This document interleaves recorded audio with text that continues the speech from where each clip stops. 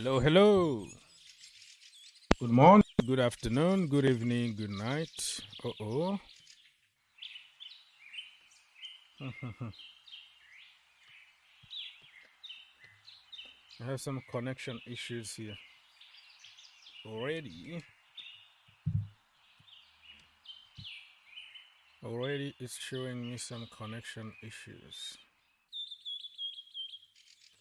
So, hello everybody. Thank you so much for stopping by. The link been provided, but I don't have sound from that StreamYard calling system, so I'm gonna fix it. I'm gonna try to fix it. But anyways, just to say hi, good evening, good afternoon, good night, good whatever it is in your location. God is good all the time. Say hi to people and don't forget to like. Click that like button. The more you like, the more people might join us. Okay? Remember, the show is for the people. So I am going to try to connect this calling system again in a few minutes from now, just kind of settling a little bit.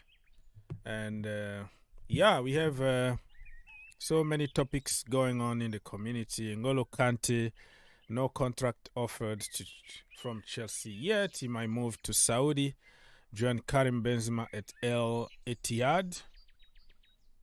And Barcelona and Messi might go back to Barcelona, but also Saudi still watching, so we don't know where he's gonna end up.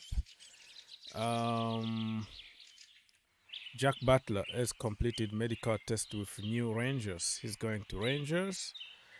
We have James Milner is gonna be unveiled as Brighton new player. Wow, this guy really been all over the world. And also this Angie Postecoglou is gonna join Tottenham Hotspurs.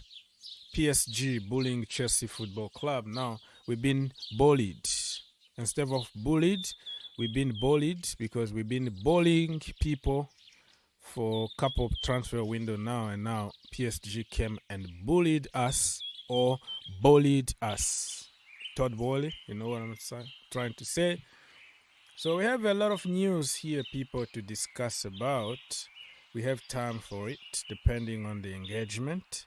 So yeah, it is what it is. Feel free to call us and talk about the topic of your choice, because that's what we do here. We don't impose people what to talk about. We want you to be free to discuss about the topic you feel more comfortable. So I'm trying to connect the calling system as I speak now, working behind the scenes to try to connect it again, because the first time I couldn't hear anything from there. So hopefully the second time I'm gonna be lucky. In the meantime, don't forget to like and subscribe. Follow me on social media here, Green Turf. And then let's follow each other and grow the community. Thank you so much. Let me try to connect this thing one more time. Bada boom, bada boom. Fingers crossed, fingers crossed, fingers crossed, fingers crossed. What is going on here? All right.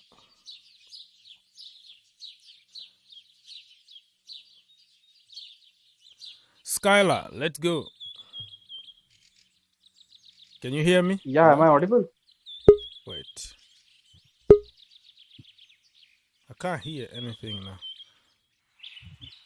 All right, People's Republic and DJ are here. Skylar, can you hear me? Yeah, I can hear you. All right, sir, let's go.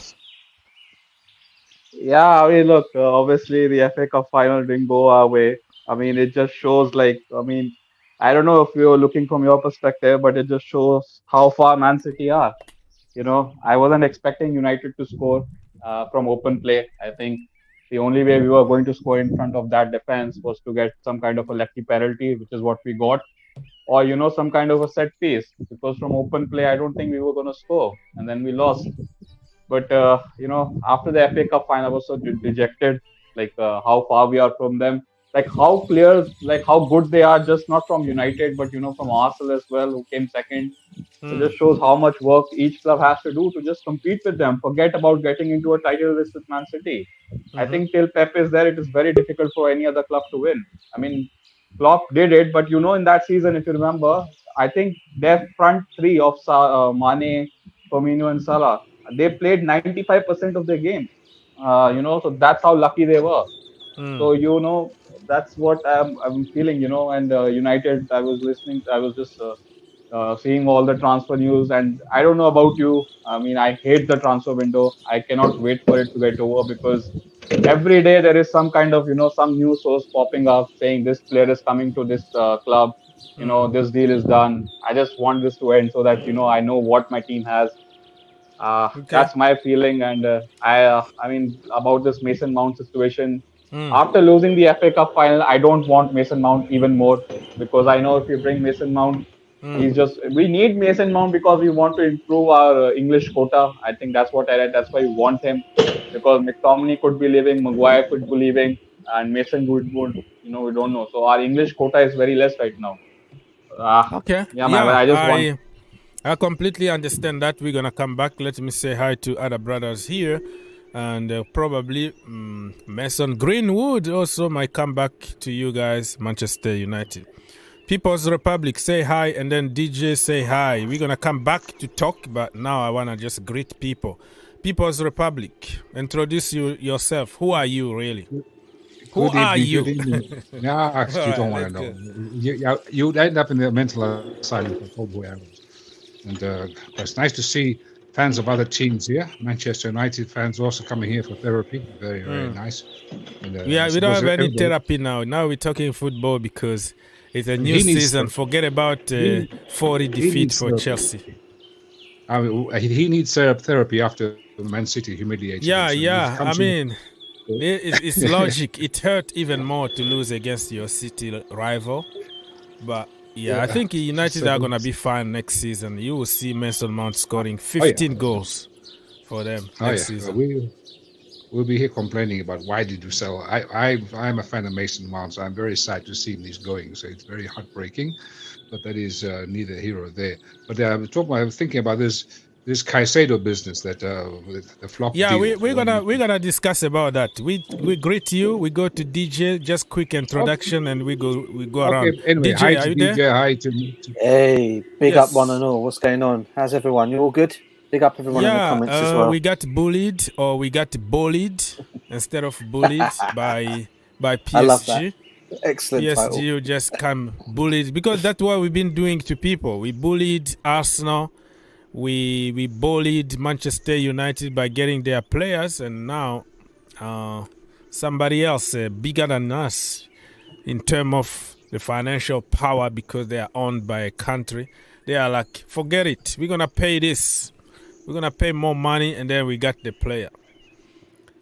Ugarte is gone to PSG, people, for people who don't understand what I'm trying to say here. So Ugarte is agreed. Everything is okay. Still medical and stuff, so he's going to be a PSG player instead of Chelsea. Yesterday, the same time here, we were celebrating already, almost, because apparently Chelsea board were there in Portugal and getting the business done. We were going to buy apparently some stakes at Sporting so we can make the deal. A lot of fake reports, because it doesn't make sense. I mean, those directors, they don't have like the ownership power to go and buy a club or offer that, we're going to buy a stake here, so give us a player. It didn't make any sense, but it makes sense on social media because people copy paste without thinking. So, yes, DJ, so you all right? Yeah, good. I'm good, bro. I'm just listening to what you're saying about the whole Ugarte deal. Yeah, I'll obviously go into it a little bit more after, but yeah, I'll let the gentleman next to me introduce himself. Mr. Neo, are you at work now? He's in Utah. This guy is living like in 150 degrees in the middle of the desert there in in that part of the country. Are you all right, bro? Neil? Yeah, I am all right. I just want to say hi to everybody. You working today? Now. Yeah, of course I'm at work even now. But the good thing I can use the phone anytime, no pressure. Okay, don't get fired, you know. And yeah, no. You own Uncle Sam. You have to pay taxes. We need your money so we can. I'm not gonna say that on television, but we need your money for tax, man. So we can waste that money on some dodgy businesses. All right. Yeah, the good thing I have a headphone. So the headphone. You try to have a headphone, so that way you can continue working when you are talking. So that's fine. All right. Yeah. So what do you think about Ugarte? Are you sad that Chelsea lost this battle to PSG? No, I'm not sad. There is a many of them, even better than him. We're gonna who? Who is better than him? We can. I need Mr. Man to stay. If we give him time and bring time, he's gonna be better than him. Well, Mason Mount doesn't play the same position as Ugarte, but I agree with you in terms of keep Mason Mount. But we need a proper DM. And Ugarte is a proper DM, but for me, we can find somebody else somewhere. Yeah, I think we can still go to Caicedo. Also Declan Rice, who can. If you bring one of those, so we'll be fine. So there's no rush. Yes, so let me go to People's Republic because he started talking about Moises Caicedo. What is your opinion about Moises Caicedo? I was talking about Ugarte, Ugali, or whatever the hell his name is. Manuel Ugarte. So that Ugali dude there, that nobody had ever heard of until 2 weeks ago when his name became very applicable, fashionable. He was in fashion and all that. But for me, I'm old school. I think you know me by now. I'm old school. I don't believe in this ridiculous overspending for players, unknown players. 100 million, whatever. It's for me. I still prefer we bring in the young players from the ranks. We have patience, develop them, use what we already have. You know, we have so much. We have so much in abundance. We just want more. Buy. I just think that take stock of what you have. What you have too much of, you get rid of. When you have a reasonable sized squad which is manageable for the new manager, yes, maybe you can add, like Liverpool does, like Man City does, 1-2 players max each transfer window. But there's just spending. To me, it makes no sense. And I just, half the time I don't even know how all these new players. Some of them don't even get a chance to play. Have a look at, let's say, what's the face, DD for final example. Young guy there, that throw is not having a chance. You're right. Yeah, not a chance because and then what happens if that other injured guy there when we had a loan on Southampton, the centre forward there, what's his name? Which one are you talking about? We can't hear. You are a little low today. I don't know. Sorry, the centre forward we had at loan we loaned out of Southampton. One who's injured. Broja. He's injured, but got a bad injury, so we don't even know how good or bad he's gonna be. After the excellent play, if he comes back, then we buy a new centre forward. Suddenly we got like 3 centre forwards. Okay, then again, here Real Madrid has lost their minds. They want to buy Havertz for some silly money. I think I'll drive him myself. You think they lost their mind? You don't rate the silky German, Mr. Havertz? He's a fantastic player, but at Chelsea he has not lived up to expectations. They're playing in the wrong position. So there's a context behind it. We're gonna talk about that. Let's just focus on one player at the time. If Real Madrid, if they come in with this, I think they are not stupid to come for our players. We might think that they're losing their mind, we are mugging them off or whatever. But when they start performing, when those players like Mount or Kai Havertz start performing in another team, you will see the difference. It's coaching. Everything is about coaching and positions at Chelsea Football Club. Yeah, but in my opinion, they flopped with Hazard, 130 whatever million. So you can't say that everything they buy from Chelsea is a success. Rudiger, yes, well, it depends. A 22 years old and a 28 years old in Hazard who've been eating a hamburger all the time and pizza and drinking like 1,000 beers a day and big belly is different than have a young man 22, 23 years old and Kai Havertz who still have a potential. He can be developed in 4 years now and be like a Ballon d'Or material. We're going to come back to that.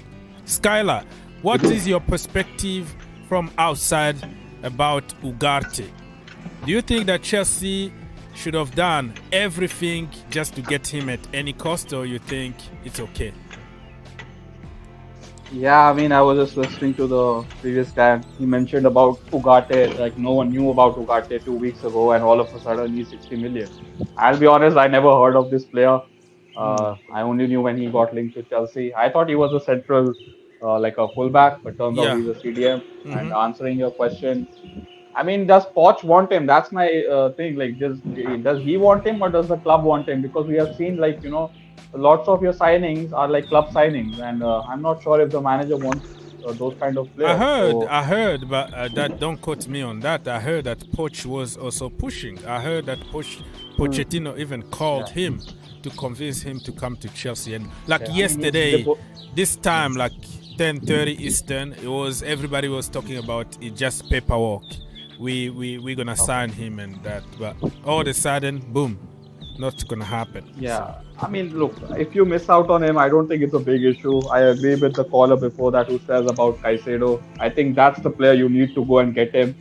I mean, he's some player, man. I mean, he can play 3 positions as well, and he offers so much cover, and that's why I feel like you should get rid of N'Golo Conte. I mean, he's injury prone and he's on so much money, and if you remove him and Havertz, that's like around 1.5 million per week wages saved. So you can, balance the books in that way.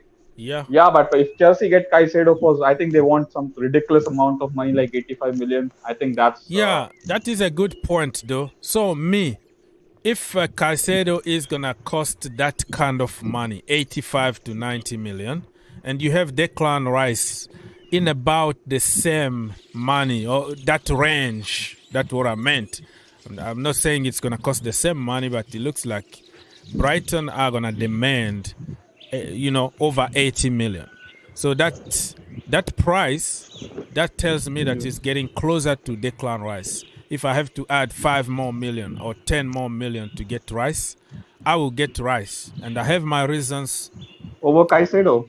Well, the problem, I like Caicedo. I don't have any problem. But if the price is almost the same, and you have Declan Rice, who is a captain, who is a leader, who is proven for years in the Premier League, Chelsea Academy product through and through.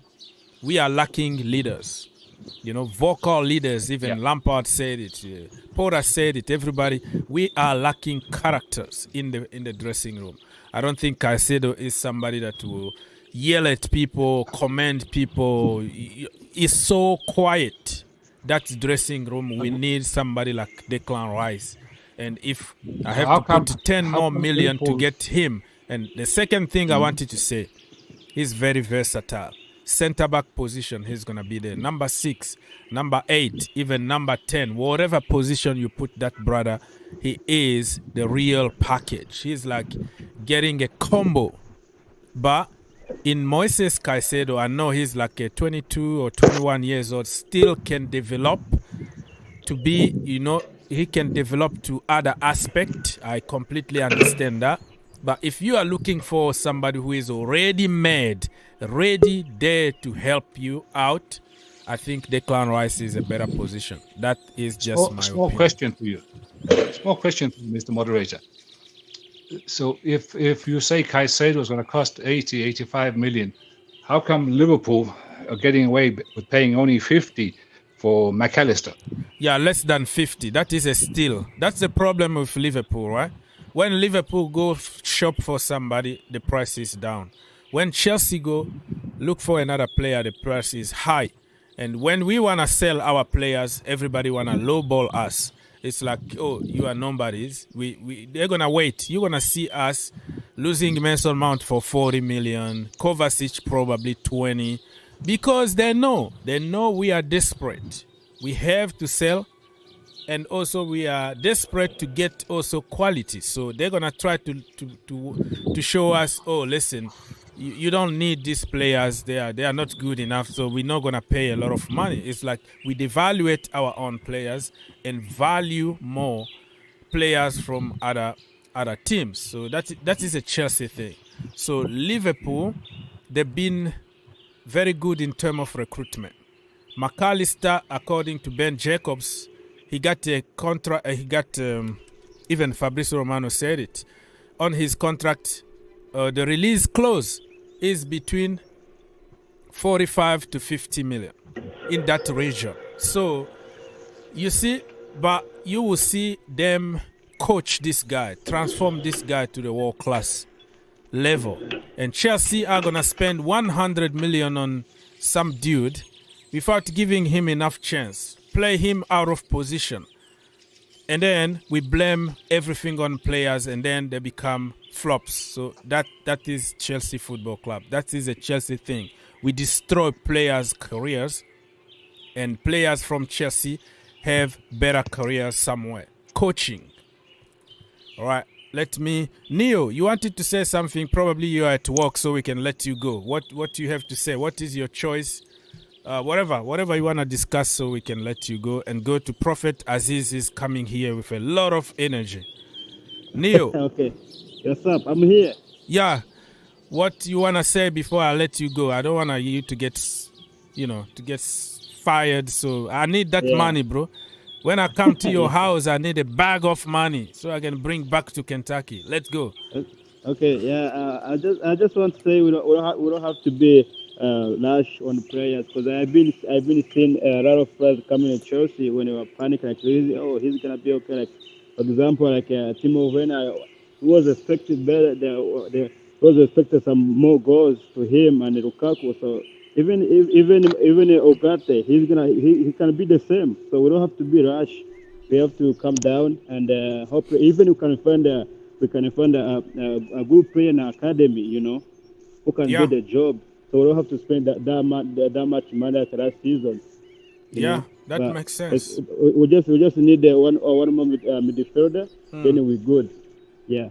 Okay. Yeah, that is a very good point. We still have people who don't know. We still have a young man called Andrew Santos. Even if he does, he can sit, but I would like to free him, to give him more advanced role so he can score, because he can score. And also we have Caicedo, who is a very good player who can also help. But we are lacking that sitting position, somebody who can be disciplined so he can sit sometimes when we need to close the shop. You need to be in that position. So my brother, Mr. Neo, have a good day at work and save that money, because I will come to your house and get all the money, brother.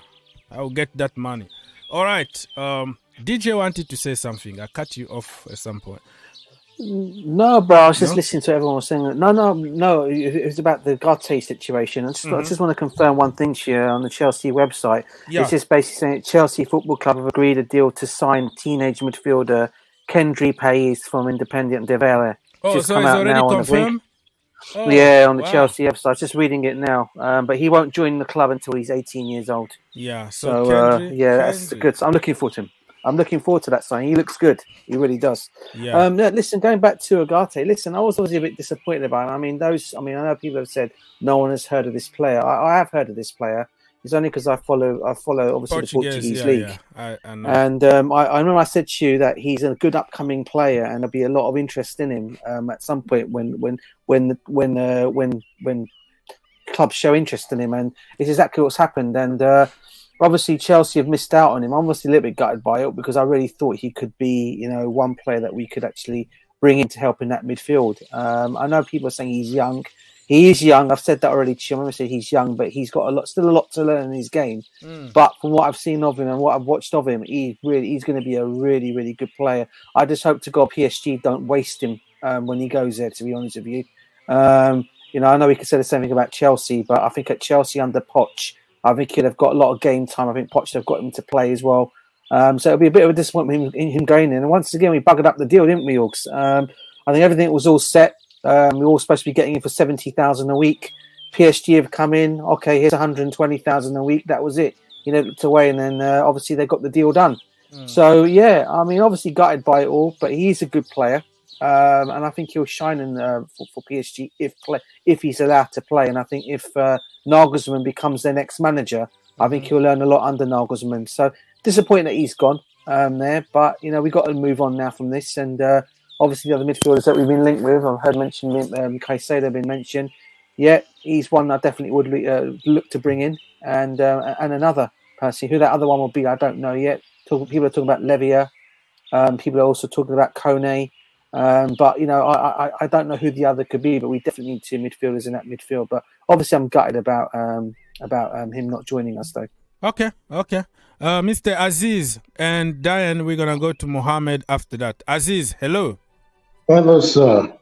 Hello. Yes. Can you hear me? Yeah. Yeah, I listened to what you was talking about. To me, this is going to be one of the first time I'm going to agree with Mr. Hose. I'd rather go with Declan Rice because he's a proven leader. You need a leader in that midfield. You need a shouting leader who can control these guys. You need a sitter. Declan Rice is a sitter and is an English international. Caicedo only had one good season.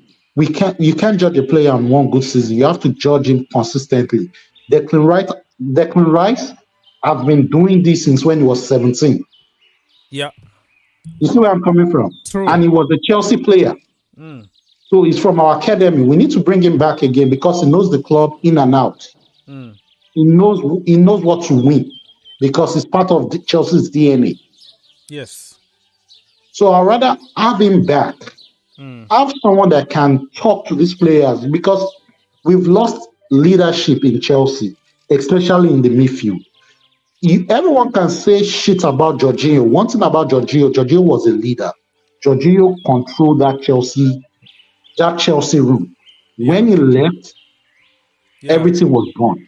That's what we need back at Chelsea. We need leaders. We need men that is going to go for war for you. And in the style of Pochettino plays a 2-6. One of them sits in the back to join the back five, the back four, making them a back five. This guy can do it better. What's his name? Declan Rice, because he has played as a defender for West Ham. He plays as a number 6 for West Ham. He plays as a number 4 for them. So he has not so many. So he's going to fit into Pochettino's style of game. He's very physical. He can throw passes. These are stuff he has over all these other midfielders, and that's what people don't know about. Yeah, he can throw the diagonal passes. Yes, Declan Rice. When I was doing some research when I heard Ugarte for the first time. To be honest, I heard about this guy like in the last couple of weeks when we were heavily linked with. But I did 2 watch-alongs, Arsenal away and home.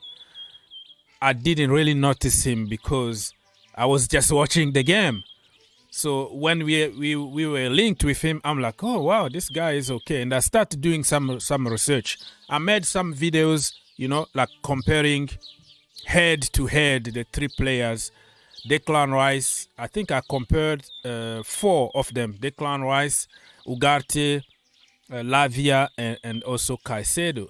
And if you look at the statistics from Declan Rice, he's more complete. In every aspect, he was top by far. If you look at Caicedo, one-dimensional. This guy here, Ugarte, one-dimensional. Lavia, one-dimensional. But the hope is that they're still very young. They can still be coached to other area that they are struggling. But I wasn't those people who were, okay, I knew him since when he was 10. I've been watching the championship over there in Uruguay and he's such and such. I wasn't 100% convinced, but my point was if the manager wants him, he knows what to do. Just give him what he wants. Give Poch what he wants and he's going to develop him. But I wasn't too gassed and too emotional about it. Mohammed, my brother, let's go. Oh, hi. Honestly, I get what you're saying about Declan Rice. And honestly, if he would be my ideal CDM, he would be my dream CDM right now. But the problem is Moises, like Arsenal and Bayern are really linked with him. I don't think we will be able to bring Declan Rice here, especially without any European football. We don't have Champions League or Europa League. So, if my ideal target probably for goalkeeper, I would take Onana. If we could get Mike Mignon, that would even be better. But realistically, Onana. Then the DMs, like the midfielders, I would like Moises Caicedo. He's my number one option. Out of all of them, Moises Caicedo and Romeo Lavia. I think he'll be I think he'll be good, but I think he'll just be a backup to Moises Caicedo, in my opinion. And for striker, because we need one, Victor Osimhen's my dream one, and that's the one I want. Victor Osimhen. If we get him, we could be challenging for maybe the title or just challenging for top 4. Okay, we respect that. That is your opinion. Much respect to that. People's Republic, if you want to jump with something else. So let me read this. We have the Ballon d'Or, next Ballon d'Or in 5 years from now. You heard here first. Kendry Pies, my brother from Independiente de la Valle. I am sure that I destroyed that name, and Messi's brother is gonna kill me. Independiente de la Valle, back there in Ecuador. This guy is in another level. I watched few games in the U20 World Cup and few games that he played. He looks very good, but he's not gonna come at Chelsea Football Club right now. We have to wait for probably 2 more seasons, but the future is bright. So finally, Chelsea confirmed this news that's been going on since last December, if I'm not mistaken. And now Chelsea decided, okay, forget about it. We're gonna just confirm this guy. Game over. We got the guy. He looks very, very good. All right, let's go to People's Republic. If you want to jump with something else. I find it very strange that all the players that Liverpool have been linked with, these are the ones which suddenly Chelsea steal. So we can start with Timo Werner. Chelsea is stolen Liverpool. We can go to what's this guy here? Ugarte, who Chelsea was trying to get him, but obviously they flopped. And we can go to what's this guy here? McAllister just signed for them, huh? For Liverpool. Caicedo was linked with Liverpool for a long time. He's maybe Chelsea. Enzo Fernandez, same thing, linked to Liverpool first. Chelsea went and got him. Jude Bellingham was linked to Liverpool for a long time, but Chelsea tried, but he's obviously gone to Real Madrid. So it seems to be like Chelsea just looks at, okay, who's Liverpool interested in? Okay, that must be a good player. We'll go for it. And I don't know. So but the way things are looking now, with people rejecting and deals flopping, so we're gonna, you and me know that we're gonna end up with fucking Harry Maguire. And Harry Maguire swap deal with Mason Mount. I'm telling you, we're going to end up with this guy will be the laughing stock of the Football League. And, he's linked with Tottenham. He's linked with Tottenham People's Republic, so I wouldn't worry about that one, mate. Harry Maguire. Yeah, Harry Maguire. To Tottenham Hotspur. Oh my God. Postecoglou wants him if he becomes manager. God, poor old Tottenham. I even heard that Harry Maguire, actually United are gonna pay him 10 million to get rid of him. They say, okay, brother, take 10 million and get out of here. Go for free, take the money, just go. Get out. Get out of so here. like in America, they have a so-called signing bonus. Here in England now, there's a new one. Say get out of here bonus. So like just take your bags and get out of here. We'll give you money for it. Like, wow, the times have changed. That's pretty sad. But I still think that we have abundance of riches, both the squad and the players we have out on loan, plus all the youngsters.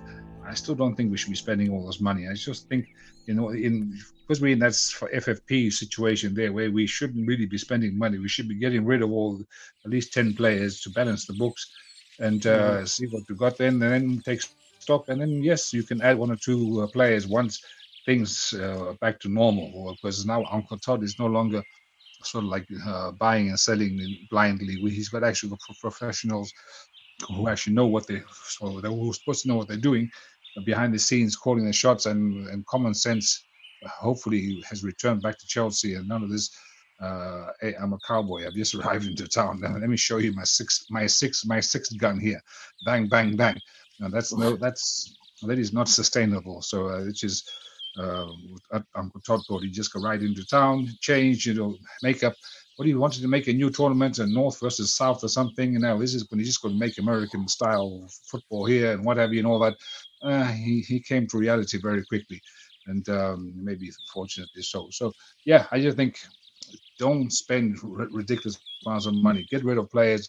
If you were saying 1.5 million, if you sell Mason Mount, if you sell Havertz, if you sell Loftus Cheeks and a few others, that wage bill will go way down. And then when maybe next transfer window, when the big star comes up, then you can buy him.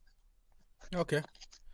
That is understandable. That is your plan, and I have to respect that. Let's just wait and see what Mr. Bowley and his people are going to decide.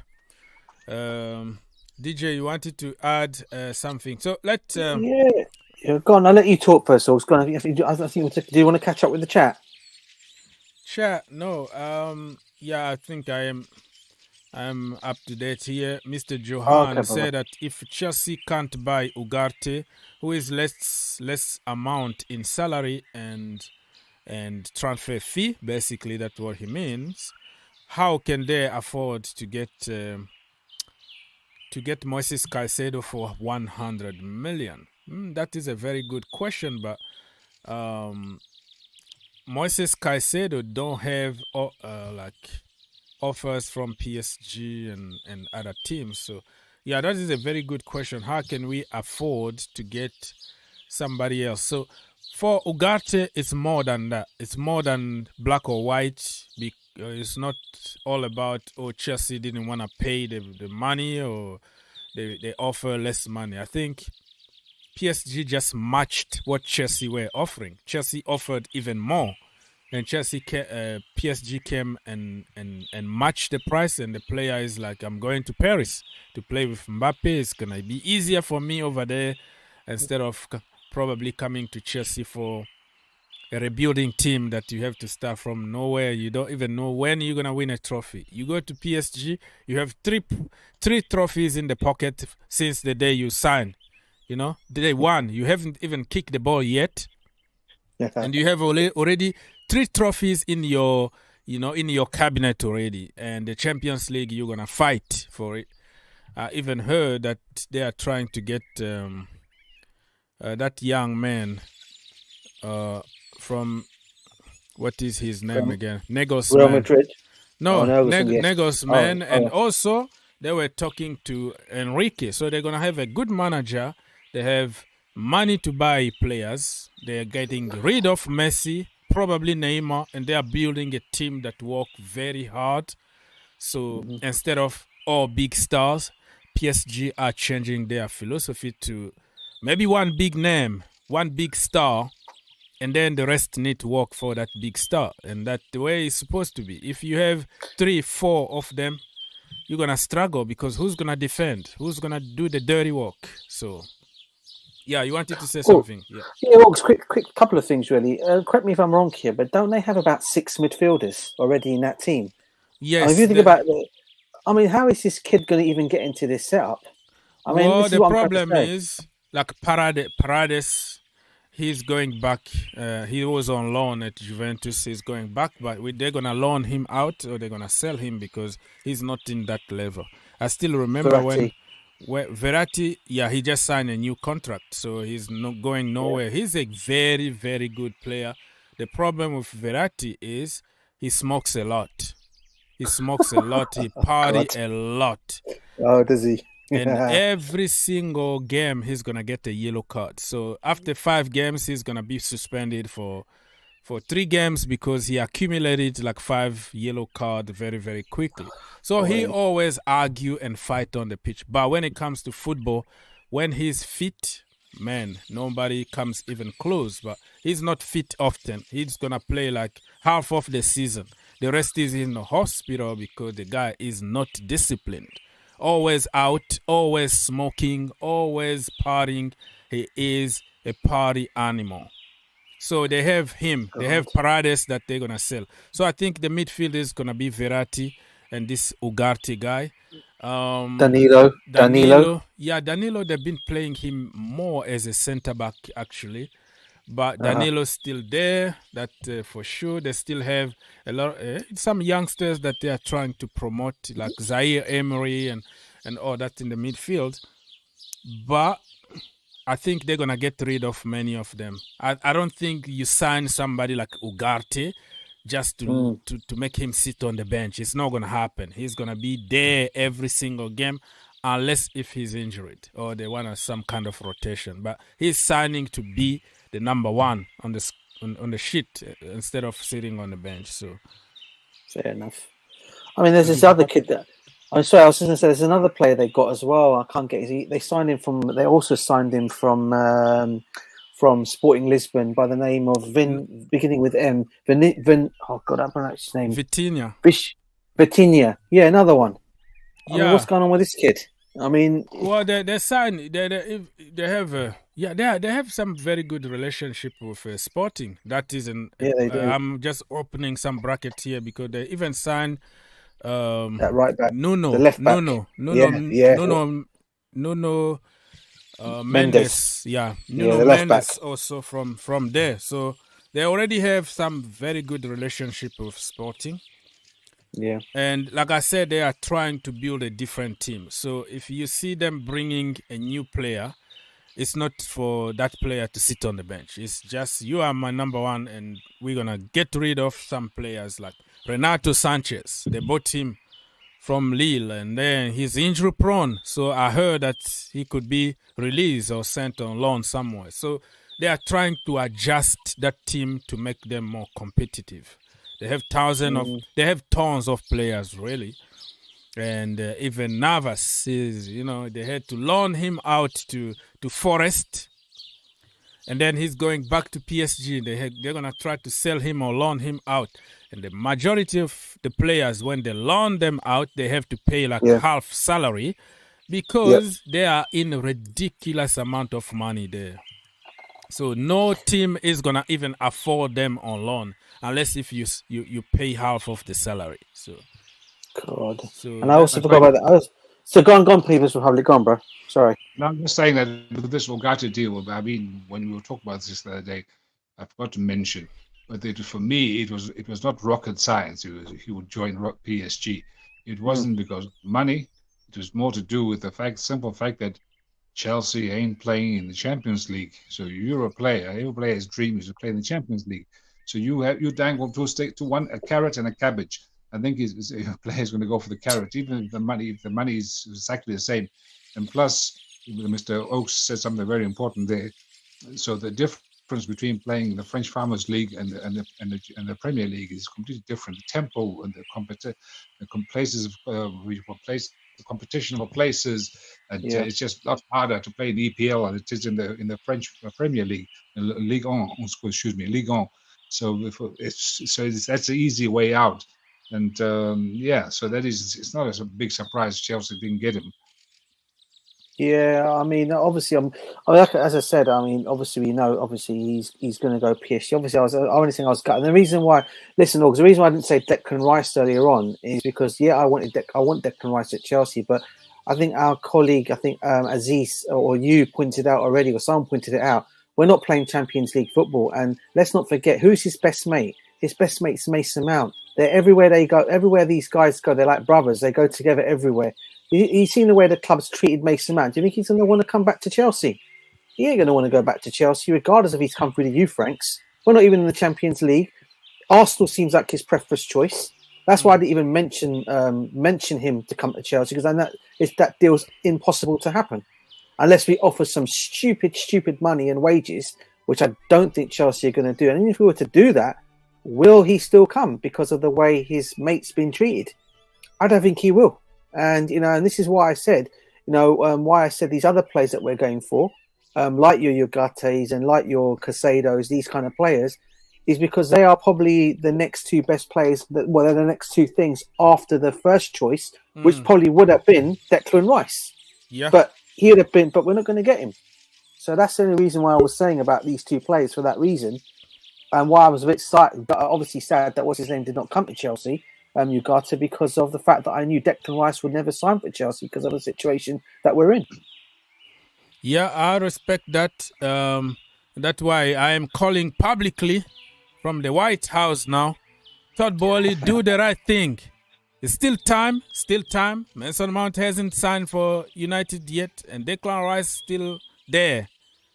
Literally free there to grab. So give Mason Mount what he wants and bring his brother, Mr.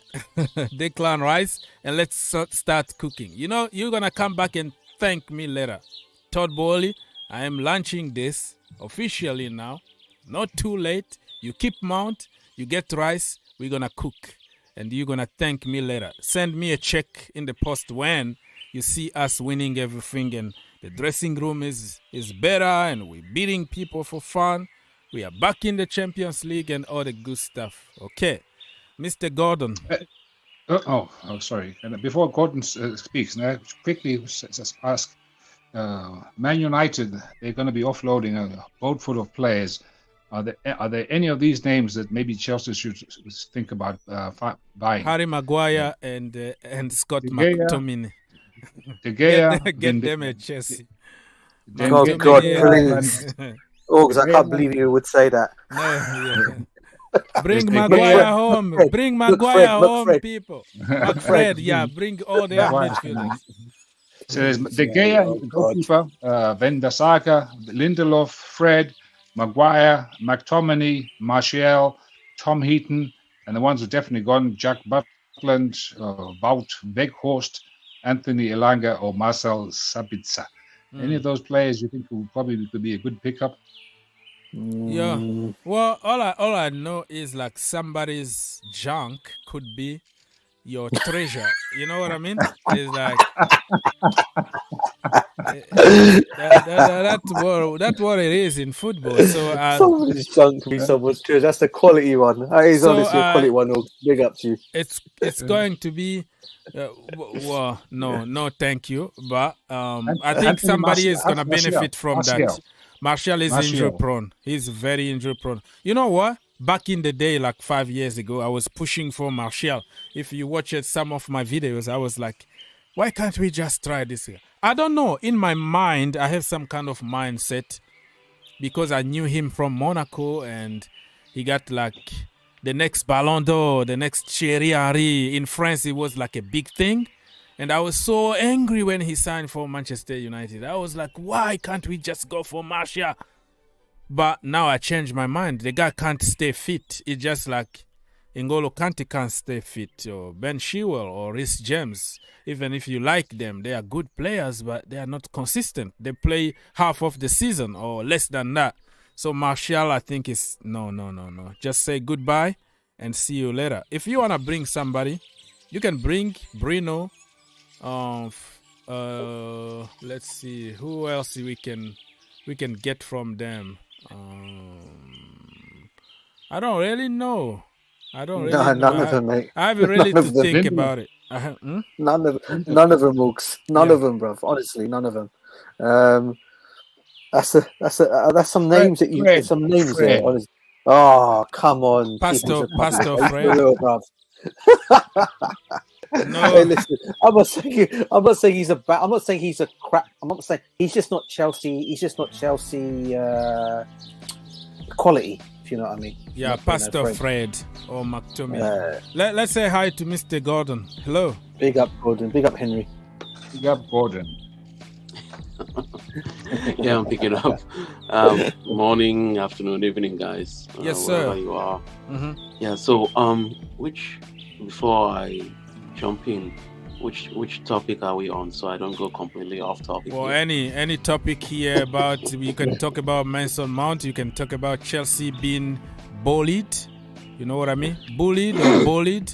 Ugarte to to PSG, Moises Caicedo. We just talking. You know what we do here. You bring your own topic, and we're gonna discuss about it. Anything you wanna bring, the number 9 position, Lukaku or whatever, or Vigost coming to Chelsea. Whatever you wanna discuss, let's go. Okay. So first of all, yesterday has been buzzing. You know, on Twitter, I only follow about 3 accounts, and one of those is yours, Oxbeth. I looked at other accounts, and they were just buzzing with, you know, this rejection thing. I think we Chelsea fans, we are some kind of confusionists. If this deal went through, they would say, "Oh, Chelsea are just buying everything." Now the deal didn't go through, they say, "Oh, Chelsea, we've been bullied." I don't think we've been bullied for anything. This season that just ended, I was very excited for all the new toys that we have. I don't want to go through that anymore. So I'm keeping my cool and seeing how this is going to play out. Because we've talked here time and time again, if we don't get Ugarte, there will be another Ugarte. There's another toy out there that we can get. Yes, there is. I agree. I was just smiling at everything. You are like me. I don't really stress anymore about missing on players.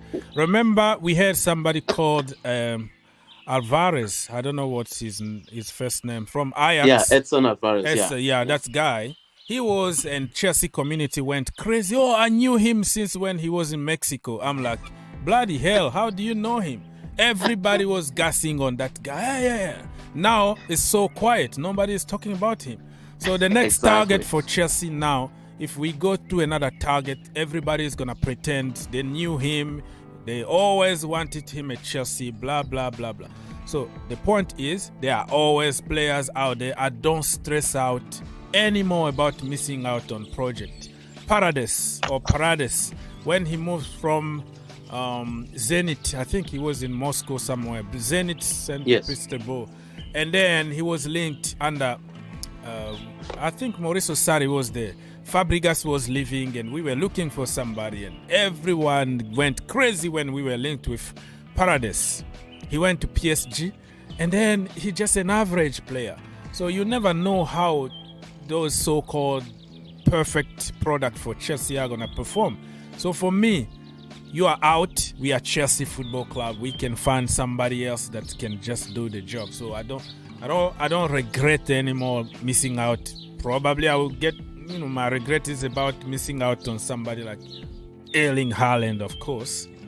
But Erling Haaland, but not really much that I will be punching my face and over and we missed. No, that is not me. Exactly, because this there've been talks that we are betraying Poch because Poch wants this player. Are we really sure that Poch wants this player? Are we sure that it's not Poch who said, well, if it's going to cost that much, then give it up? Are we sure? How do we know that we are betraying Poch? So for the first time, these guys, they've made a right decision that we are not going to pay above the market value. And that's true.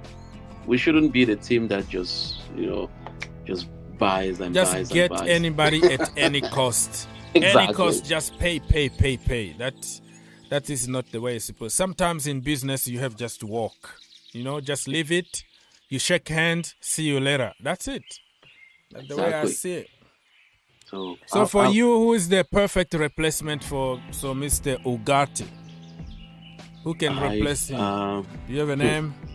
Lavia or Caicedo or somebody? Listen, and I don't know why Chelsea are not like digging in the Premier League or in the Championship. You dig in the Championship, you might find a proper number 9 there that you can develop. You can find a proper DM there in the Championship or in the French League. Some low-key profile somewhere that can come and do the job. I still remember... Leicester City. They have got a lot of good players. Yeah, that is a good point. We've been even linked with James Maddison. That's a good profile. You have also a lot of them there that you can... Harvey Barnes. And what happened to my other brother from Nigeria? What's his name? Didi. Ndidi, yeah.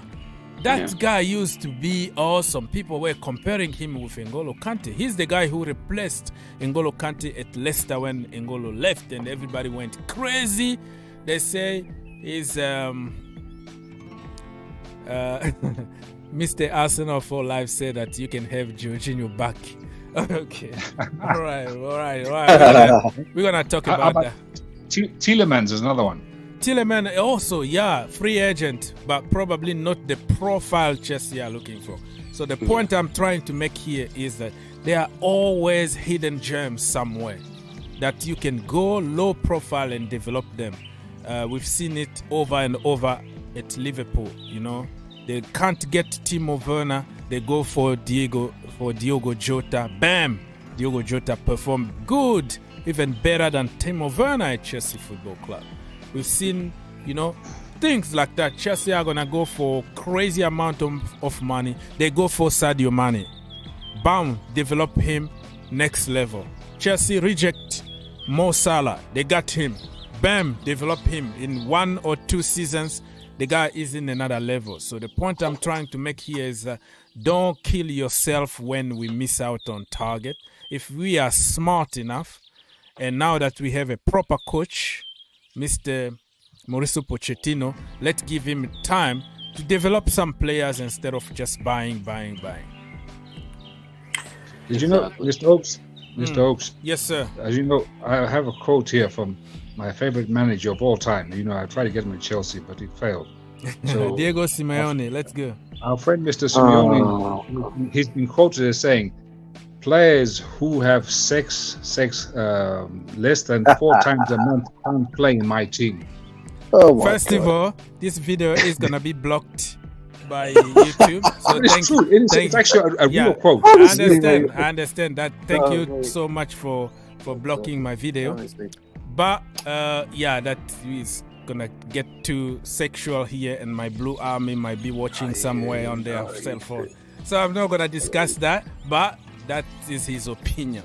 All right. Yeah, I've got something for you guys here now. I know Mr. People's Republic was talking about Mr. Havertz earlier on. Yeah. Well, I'm not sure how true this is, but it looks like it's according to, I think it's even Builder saying this as well. It says, according to Florian Pletterberg of Sky Germany, Chelsea are willing to accept as little as 50 million euros for Kai Havertz, which is like 43 million for Havertz this summer. That would represent a loss in the region of 33 million for the Blues, who paid 75.8 million for this guy, and he's still only 23 years old. Now you tell me now, right now, people are talking about get rid of Kai Havertz, get rid of him. People don't like him. I'm not one of those who are on the fence to get rid of Kai Havertz. I've never wanted Kai Havertz gone. But I tell you what, if we have to lose him and he needs to go, I certainly will not sell him for that price. Not at 23 years old with his contract running out in 2025, and you're only going to accept, 43 million for him? I mean, that is absolutely a rip-off. And if the board let that happen, Mason Mount will go for they're talking about 50 million. United want to put down for Mason Mount. He's going. I know people talk about English tax here because Mason Mount's an English player, right? But I mean, Havertz. I mean, he's still one of for me, he's still a class player, and I think he'll improve Real Madrid. I just think for that price, that's a rip-off, mate. And if they're getting for that price, oh my god, all that say about Chelsea's business. I don't know what your thoughts are, all you guys are on that. People's Republic, go ahead, and then Mr. Gordon. What do you think about Kai Havertz for 50 million? I think I'd rather keep him. And as far as Mason Mount, I would rather keep him till his contract runs out rather than get a pathetic 40 million plus Maguire in return. I think that would be very insulting. Then just let him run his contract out, then do some bogus deal. And by the way, Mr. Oaks, yes, sir. You created that WhatsApp group, which has BVB, Dortmund, Arsenal, and Tottenham. And there's 2 more new entries for that group, and one of them is called Royal Antwerp, Genk and Union Saint-Gaulois in Belgium. So Union Saint-Gaulois. Union Saint-Gaulois, but I know why you pronounce that way. Yeah, I know. Yeah, and Genk. So those guys, they were champions. Genk. So Union was champions at 89 minutes gone of the game. And then the 91 minutes, Genk were the champions. And then the 94th minute, the Royal Antwerp put them both in that WhatsApp group. Toby Alver, whatever it's called. You know the guy that used to be at Tottenham. He's the guy who scored the winning goal. So, yeah. I know what you mean. Many people don't understand because what you're saying because they don't watch other teams or other leagues or small leagues like the Belgium league or something. So what he's talking about here is about teams that are doing miracles and people and some other team who are bottling it the last minute. Is that the point you're trying to make? Exactly. All right. And plus another one who left Tottenham won silverware.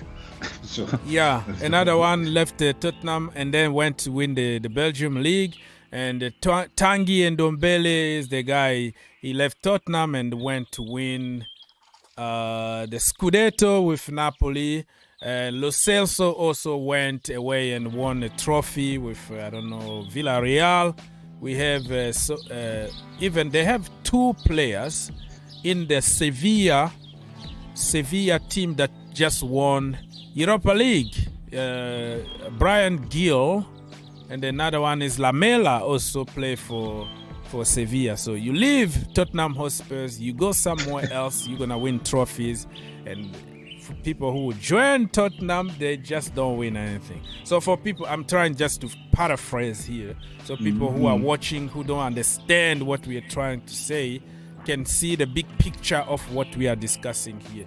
So Union Saint-Gaulois are champions because of the last minute, 94th minute. I saw the volley, extraordinary volley the last minute, and just broke, like another team is going crazy and another one just like broke down in tears. So yeah, that's what we're talking about here. Oh, my brother Troublemaker, he's from Belgium actually, so he knows the Belgium, big up Troublemaker. The Belgium league like his pocket because he's in Belgium. So he say he's concerned about Chelsea become the Anderlecht from the Premier League, getting young players every year and become 10th on the table. All right, so Mr. Troublemaker from don't make any trouble here, okay? So he says that he's afraid the way Chelsea are doing, the direction of Chelsea at the moment is like you get those young kids and then you become a middle team, just I know that the People's Republic one day said that we're going to become Everton. And another guy is concerned here, like we are buying too many young players and we're not buying quality. We're going to just be a mid-table. That's me paraphrasing what he just said here. I respect your concern, but I think everything will come to an end one day. Even all of us will die one day. The empire, Roman Empire or whatever disappeared. Egyptian civilization disappeared. So we have to understand that we needed to go through a transition like this. It was going to happen sooner or later, and it's happened now. We didn't expect it to happen so quickly, but I think that we're gonna be back. We're gonna be back, and we are not gonna become Anderlecht or Everton. I think the project is good. It's not working for now, so I respect the people who are afraid, but I think the future is bright for Chelsea Football Club. When those young men start performing and start, gelling together and coached, I think we will be back. And another thing is, Chelsea are not only buying like young men only, they are also buying quality. And even if we have to fight out there and win the race for a big player, we are not afraid of that. It's not like we are switching immediately totally to young project. No, it's just a mixture of young, experience, quality, coach them together. And I think this is gonna be like years of success at Chelsea. Back to back to back to back instead of shortcut, quick fix by the finished article, 30 years old, win you a trophy now, and then go through another crisis. I think the project is good, but we are not used to any kind of project at Chelsea. For us, it's shortcut, quick fix, win now. So I respect your opinion, but we're not going to be Anderlecht or Everton. That is my answer. Mr. Henry, you haven't said anything. Do you think that Chelsea are turning to Anderlecht or they're going to turn to Tottenham Hotspurs? No, we wouldn't reach that level yet. We haven't, no, unless the funds dry up, which, I mean, it might happen maybe in our lifetime, maybe when we're all dead, I don't know, but not now. I don't think so. Yeah, I don't wanna it to happen to my Blue Army when I'm gone. I just want us to be successful, but this is part of life, bro. It's gonna be up and downs. This is part of life. Yeah, I want to add to what DJ was saying about Kai Havertz, and that's it's very true. We are being ripped off. You know, Real Madrid, they've discovered that we have these talents, untapped talents that they can always pick. So we are like their own feeder club. So they are coming to get Havertz. But if they're not going to give at least 75 million for an experienced young player like that, with a lot of room for growth to improve. Yeah, Champions League winner as well. Exactly. We shouldn't sell. They've succeeded in taking Rudiger from us for free. We didn't charge a dime for him. So I don't think that's a good price. Yeah, what we have to also understand on these deals is, like I said it at the beginning, when Chelsea go, somebody's background we can hear.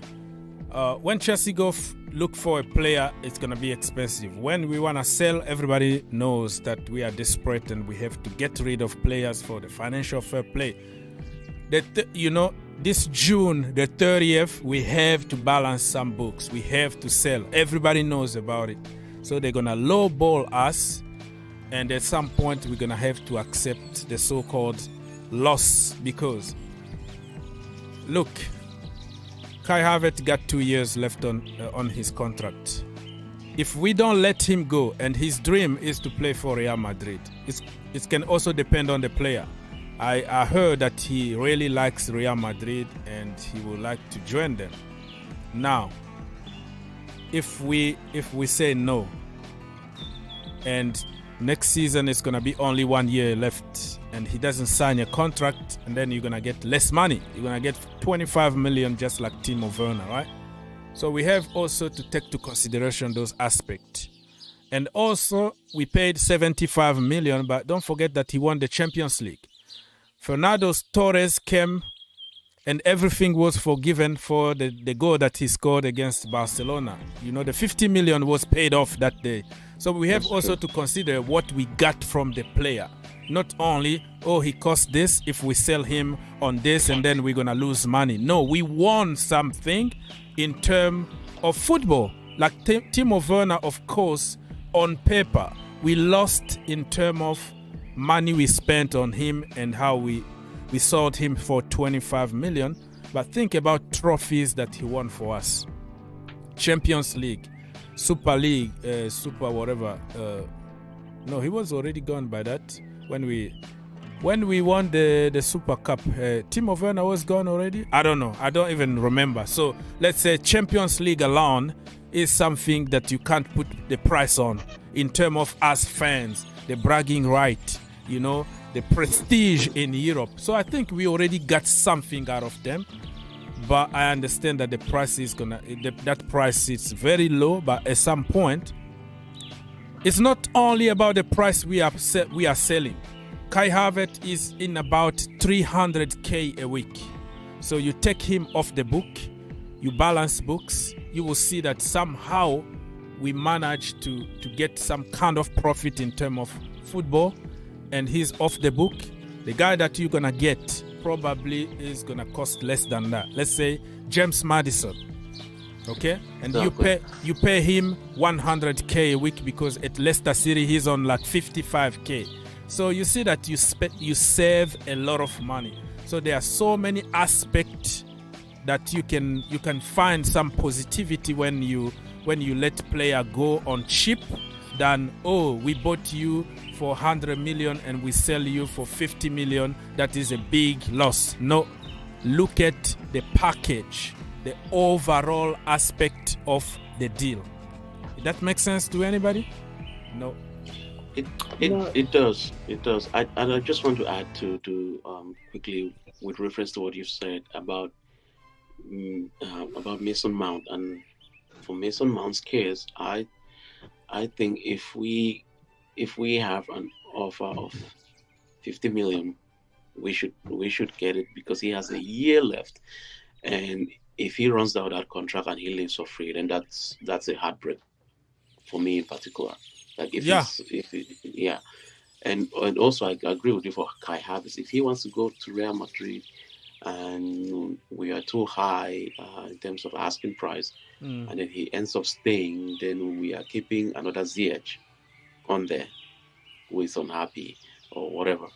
But, so I'm considering, but I agree with you. Like we've gotten the achievement from that person. We got his vital. That one goal alone is worth, it's worth millions. So it's true. If he wants to go, let him go. And true, we can go to those three relegation teams and fork out players from there too. And get them on cheap, put them on low wages, and then you develop them. That's why the coaching come to play. You need a coach, and Pochettino, I wish him good luck, because he's gonna have a lot of work to do. DJ wanted to say something. Yeah, I was just gonna say I can understand where you guys are both coming from, and I can see why we need to balance the books. We need to do these sales on players. I'm 100% and also I wanted to mention something. Yeah, go on. I don't want to see them go. But if we no. It's a big if here. It's not like I want, get the money and that I've been protective. I want to keep them. I want to keep even Callum Hudson-Odoi for rotation. I want to keep them. But I want to find also some positivity in terms of, even if they go, and then we have to find some positivity. So I wanted you to understand that I'm not selling Kai Havertz here. I said it since the beginning. Give him at least one more season under a good coach, good system, good position. He's gonna cook. But if he wanna go, he say, my time at Chelsea is over. I wanna start a new project, and Real Madrid want him. You let me go, and then let him go. Because if you don't let him go, you're gonna have a very unhappy guy in the dressing room. And then he's not going to sign an extension on his contract. And then you're going to get less money, 20 million in 1 year from now, and you're going to regret. So better take the money and then invest on somebody else that will be there for long term. No, listen, like you said, I agree with both of you and Henry and what you guys and people's apart. I agree with whatever you guys are saying. I'm not debating that. I think with me, it's more to the fact that we go back to the manager and what the manager wants. Now, from my understanding Pochettino says that he doesn't want to sell Kai Havertz. He wants him to stay. He's told the board that's his number one priority. He wants Havertz to remain at the football club. He's even said he wanted Ugarte. Ugarte. And the board have not fulfilled any of those things. Now, you're obviously good. Ugarte is not coming to Chelsea. We know that now. So that's one thing going against Poch already. And then now if you're going to let a player like Kai Havertz go and he thinks he can come in and improve the player, make the player better. Now, Kai Havertz, I don't think wants to personally leave. Personally, I think all this talk you're hearing about him wanting to leave is nonsense. I think the reason why he's come out and said what he said is because he's felt a bit uncomfortable at the club because of the chopping and changing of managers. And it's just kind of like knocked his the way he's kind of like knocked his play a little bit backwards in terms of how he wants to be developed. And I think that's the only reason why he's talking about wanting to leave Chelsea. Other than that, he doesn't really want to go anywhere. I think he'd probably want to stay if the manager was to come and say to him, Poch, look, I'm here, your manager now, work under me and see what we go next season. If you're not happy, then by all means, we can sell you next season. But at least give it a chance, because now Ugarte is not coming to Chelsea. We may lose Havertz, and the other player that Poch wanted to keep, and whether we like to, is he also wanted to keep Mason Mount. I mean, that was the other thing he wanted to do. He wanted to keep Mason Mount. He even told the board, sort this all out. Again, the board have not done that. So already he's going into this job starting on July the 1st, already with the manager with 3 zeros against what him and the board should have been agreed on. And if he's gone into that meeting when he took the job on and said to the board of directors, look, this is my plan, this is my idea going forward, this is what I want, and this is what I want to see, who stays and who goes. He comes in, João Felix, he's not in my plans, bye-bye, he's gone, right? Which I was a bit gutted about. So he went, right? But then he's also come out and said he wanted Kai and he wanted Mount to stay. Now, how the Chelsea fans out there feel about these players, I can understand their frustrations out there, that some don't want them at the football club. Okay, I'm one of those kind of people that I've got no hate or no remorse towards these players. I want to see them do well, because I think under all that, Kai Havertz and Mason Mount are good players. But people don't want to see that. I mean, when people see Mason Mount, they call him a Cobham boy. They don't want a Cobham boy to succeed. I've seen a lot of people already saying they want Levi Corville to leave again, which is disgraceful. Wow. Yeah, any of our Cobham boys, they want to see go. And for me, in that kind of like way, all I'm basically trying to say, that has nothing to do with football anymore. It has something to do with hate and personal agendas against Cobham and against English. I know what you mean. But going back to what I was saying about the original, what we were talking about is Poch says he wanted to keep Mount and Havertz. Now these guys are going to be leaving. How's that going to be starting a good relationship with the board of directors? How's that going to be starting even a working relationship with Todd Bowley? Because if these players, and he's not getting these other players in that he wanted Ugarte. He even made a personal phone call to him to say, I want this guy at the club. Not happening. Yeah. So that's my point only. Yeah, I respect your point. Another aspect I wanted also to tell you, there's a football aspect of it and also the business side of it. So all I'm trying to do here is just to balance the both sides, business and also football. At some point, you want something, but it's not going to happen exactly the you want it, and you have to come up with a plan B. Just like the Blue Army. Okay, can we have more chocolate? No, it's going to mess up your teeth, and we're going to pay a lot of money to the doctor. And can you have some broccolis and vegetable? And no, they hate it, But the point I'm trying to make here is that it's not everything that you want that you're going to get. So I agree. Probably Mauricio Pochettino want to keep Kai Havertz, and Kai Havertz's dream being, okay, Real Madrid, this is the right time for me. Kroos is going to leave.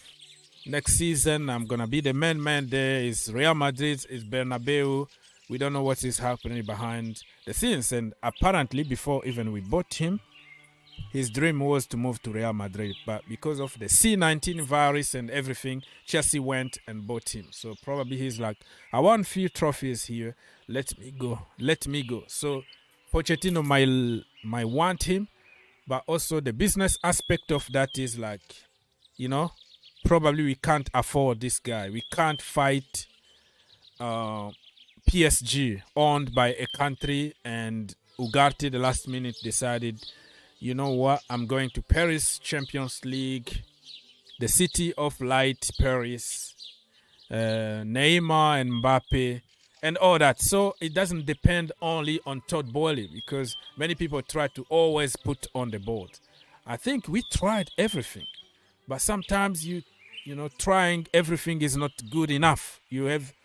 It's impossible. Like if a player decide or somebody is stronger than you, and then you have just to accept it and move to plan B. So Mason Mount, you keep him, and the condition you are giving him not good enough, and the board don't wanna look weak or whatever. So there are so many aspects, not only one aspect of the manager want somebody, and you have to take that person at any cost. Yes, people. It's the people. You're missing a very, very important aspect. we at Chelsea, or especially fans or whatever, we never learn. So Chelsea, our history, recent history anyway, our managers, they have a lifespan of what, 18 months maximum, not even 1.5 years, and then they're out of there. Don't let the door hit you on the way out. So Pochettino wants this, Pochettino wants that. So he comes in there, he brings in, I don't know, Ugali or whoever, blah blah blah, and then 1.5 months later he's gone. So now you have the same Thomas Tuchel problem there. He brought in all these useless players there, which we're still trying to get rid of. And Pochettino brings in his players, add to Tuchel's problems. So we even got even more players. Instead of having a strong director sportif, I think it's French quarter, he's a sports director, who makes his decisions for the club long term. So he buys the players and sells the players on basis of what is best for business, what is best for the club, not what some manager comes in there who's only going to be there for 18 months or 6 or whatever, 12 months before he's fired. And then we've got all these problems. This is why I'm not a big fan of Pochettino demanding this, demanding that. No, let the director of sports director, make the decisions long term. Look at City. It's not Pep who buys the players. It's the sports director that buys the players. Even at Liverpool, it's not Klopp buys the players. It's the director of sports. So this Chelsea thing there, we should not put too much power into managers' hands. That makes sense. What you say, that what if the manager want, and he's gonna bring Raheem Sterling, and he's gonna bring Koulibaly, and he's gonna bring Kukureya, and he's gonna bring Aubameyang, and then when he leaves, and then we struggle to offload those people, and they become almost useless because there is another manager. So what People's Republic is trying to say here is that we need an identity. We need the office people, like the directors or whatever, and scout to decide about a long-term project. So even if the manager is sacked after 18 months, and then we still have the players that will work with the next manager there. Instead of changing all the time. So I get your point. That is a very good point. Mr. Gordon, you've been quiet for like 2,000 years. What's going on with you? That who's playing that role for us? That director isn't it? We have 4 of them now. We have 4. So many of them. Yeah. Okay. Okay. Well, so what the point? Yeah, more directors than anything else. Yeah. What the point you're trying to make? Okay. I agree. I agree with what People's Republic just mentioned, and maybe that's one of the reasons why Chelsea pulled out, because probably they said that you want this guy, but we can't give you this guy, and we have to look into the long term. And let's not forget that we've appointed those people there to do their job. So let's also give them the opportunity to do their job. And so that's the way it is. Giving a manager too much power too, it has its own. So there should be a balance. What's good for the long-term future of the club. And I think I heard that Chelsea wanted this Ugarte guy before even Pochettino. Pochettino just gave a yes, like okay, thumbs up. Exactly. But I don't think Pochettino is gonna be mad for working with Caicedo, for example, or Lavia. Like you always have a list of people because you're not always gonna get what you want, but you have a plan B, plan C, and I think he's not gonna be happy. He's not gonna be mad if you present him somebody else to work with. Unless it's Antonio Conte. Yeah. I'm not saying that. Apparently, he actually spoke to him he actually personally spoke to him on the telephone. Ugarte, about coming to Chelsea. So, obviously he did get a lot. He obviously got quite involved in this deal in terms of that. I get what you guys are saying. I was just basically trying to say, because I think over the years you've always said, I know this whole hiring and firing thing at Chelsea, but I think over the years on your streams and other streams, we've always said that we need to learn to start backing the manager and backing the manager and what he wants if we want to build something long term for the future. But if we're not going to, where do we start this then? Because if we're going to start saying, okay, we're going to bring this player in, and if we sack the manager, the next manager's not going to, then we might as well not sign any players then, if that is the case. Because if it's going to go on like that, if it's going to go in a circle like that, well, one manager's come in, he's bought all these players, we've sacked that manager, the next manager comes in, he doesn't want these players, we get rid of them, the next lot of players come in, then that manager's sacked, then it goes on in a circle. Do you get me? So where does that circle stop then? Sooner or later it'll be like, oh, why are we signing players? If this is how the circle's going to be. Do you get me?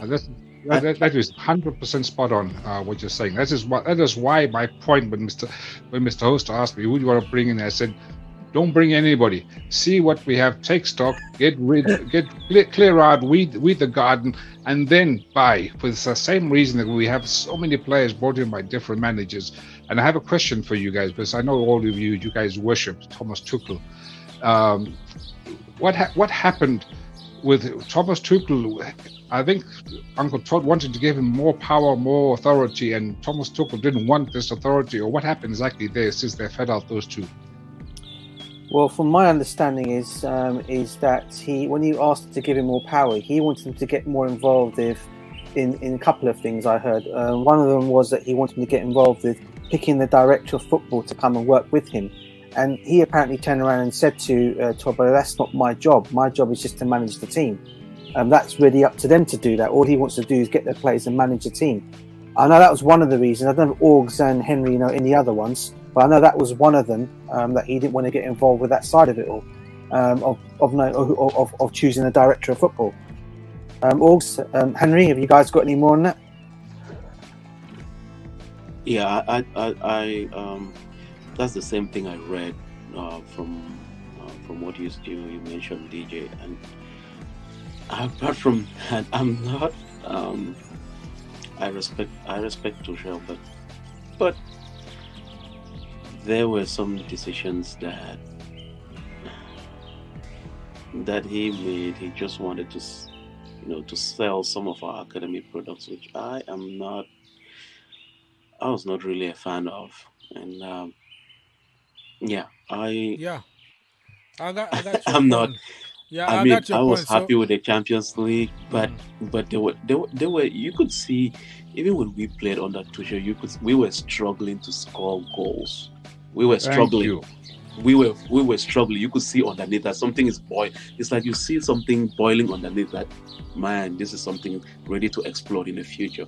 I saw it in Tuchel's time.